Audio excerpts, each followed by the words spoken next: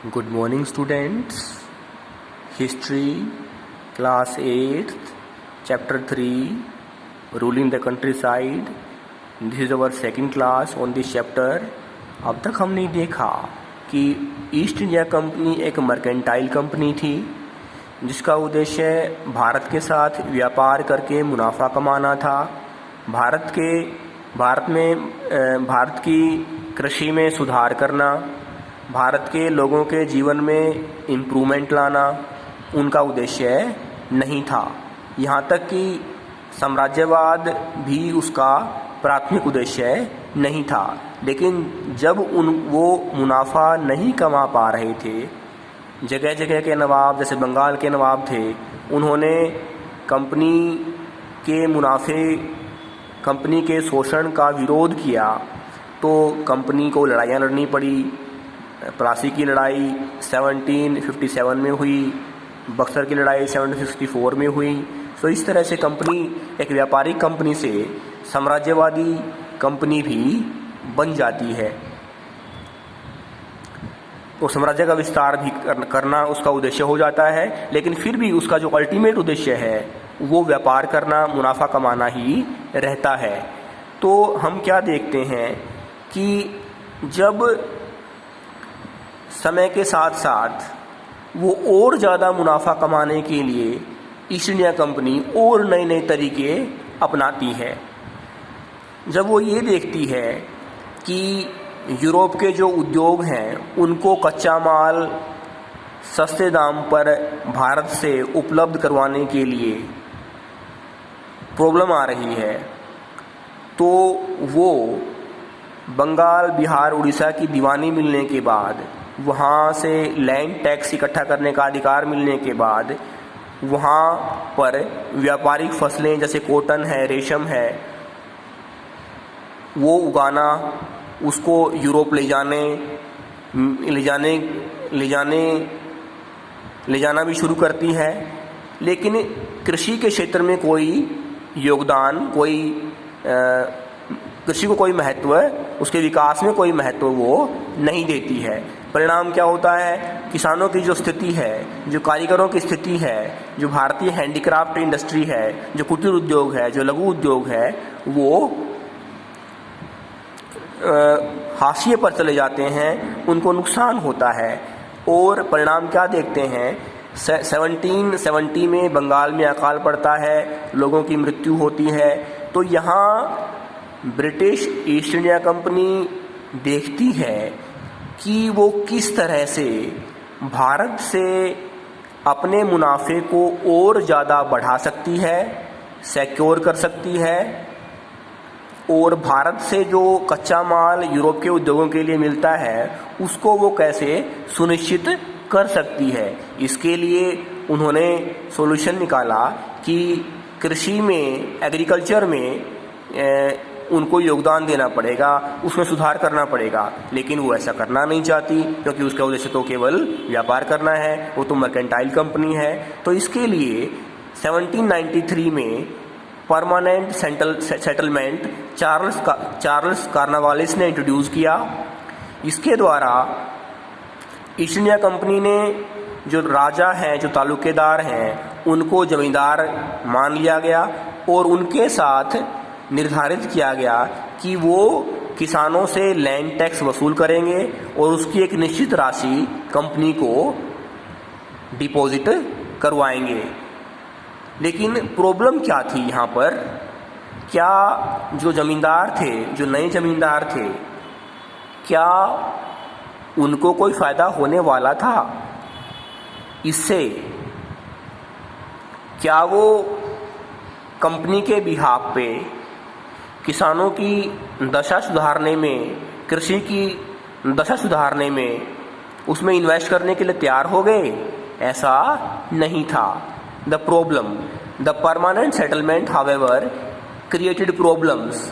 Company officials soon discovered that the zamindars were in fact not investing in the improvement of land. The revenue that had been fixed was so high that the zamindars found it difficult to pay. Anyone who failed to pay the revenue lost his zamindari. Numerous zamindaris were sold off at auctions organised by the company. तो हम क्या देखते हैं, 1793 का जो permanent settlement है, जो स्थायी बंदोबस्त है, उसमें कंपनी को समस्याएं आने लगी। जमींदार जो कर वसूलते थे किसानों से, उन्होंने किसानों की ओर कोई ध्यान नहीं दिया, भूमि के विकास में कोई इन्वेस्टमेंट नहीं की, क्योंकि उन्होंने देखा, जमींदारों ने देखा कि कंपनी को तो एक निश्चित मात्रा में जो पैसा है, जो कीमत है, वो तो मिलती रहेगी, उसमें वो किसानों पर लैंड टैक्स बढ़ा तो नहीं सकते, और जब तक लैंड टैक्स नहीं बढ़ाएंगे उनको मुनाफा तो नहीं होगा। हालांकि लैंड टैक्स किसानों पर पहले ही ज़्यादा था। By the first decade of the 19th century, the situation changed. The prices in the market rose and the cultivation slowly expanded. This meant an increase in the income of zamindars, but no gain for the company, since it could not increase a revenue demand that had been fixed permanently.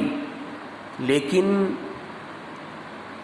जो permanent settlement है वो 18वीं शताब्दी के अंतिम दशक के तीसरे साल में लागू किया गया, और 19वीं शताब्दी के पहले दशक में स्थिति सुधरी।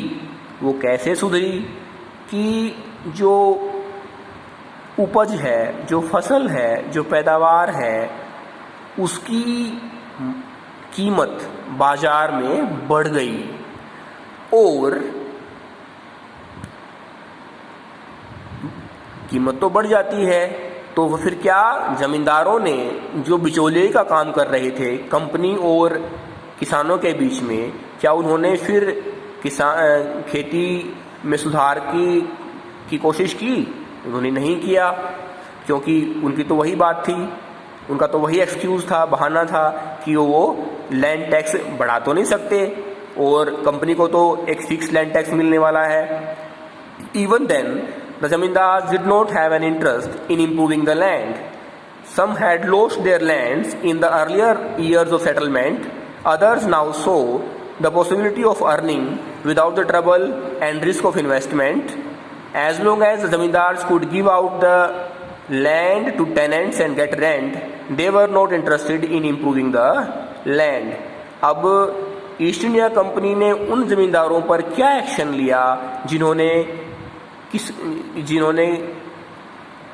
कृषि की दशा को सुधारने में कोई काम नहीं किया? उन्होंने, ईस्ट इंडिया कंपनी ने उन जमींदारों से उनकी जमींदारी छीन ली, लेकिन फिर भी बहुत सारे जमींदार जिनको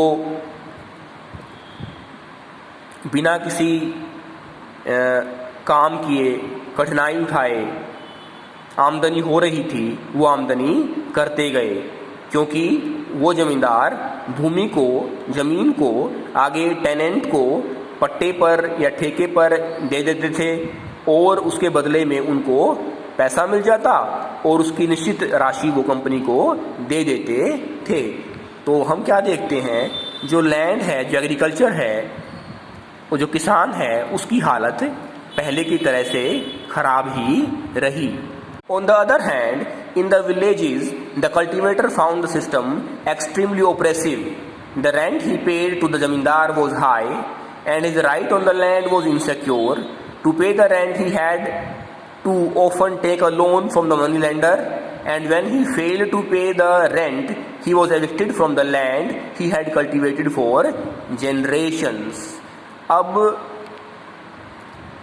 आओ वो उदाहरण देखें जहां हम ये पाते हैं कि किसान की हालत खराब कैसे हुई, कि जमींदार को तो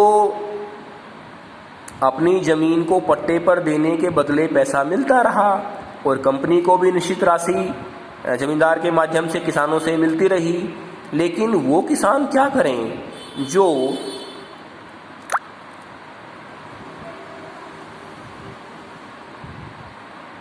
फसल लेने के लिए, फसल के लिए बीज खरीदने के लिए, फसल में इन्वेस्ट करने के लिए अपने खेत की हालत सुधारने के लिए जो सूदखोर हैं उनसे कर्ज लेते और फिर अपनी फसल का सही दाम न मिलने के कारण वो कर्ज नहीं चुका पाते और बदले में उनसे जमींदारों के द्वारा उनकी ज़मीन छीन ली जाती जिस ज़मीन पर वो पीढ़ियों से काम कर रहे थे। थैंक्स।